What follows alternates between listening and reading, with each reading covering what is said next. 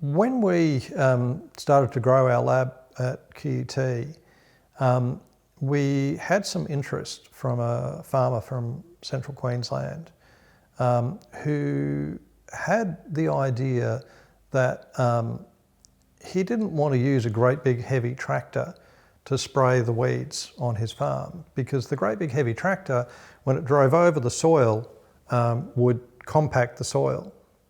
So there's this whole form of agriculture called zero-tillage agriculture, which is all about not turning the soil over and breaking it, because that lets all of the nutrients out.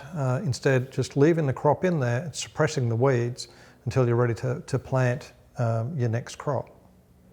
You know, it's a really intelligent, eco-friendly kind of idea, but it involves a lot of spraying of weeds, which is heavy tractors driving up and down.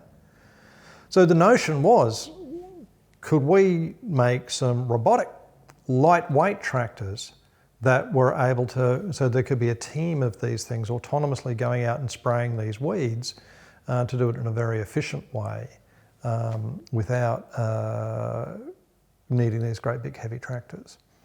And so that was a really interesting project. So we started out just with a little John Deere sit-on cart, strapped a spray boom to it and some cameras and some of our navigation algorithms.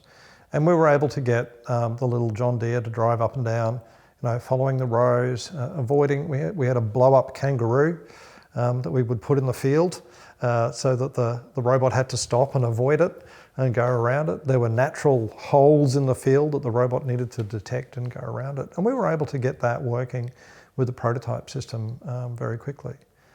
Queensland Government got very excited about this. Campbell Newman, the Premier at the time, threw $3 million into that, into helping get this technology up to a commercialisation kind of stage. And that has now been commercialised.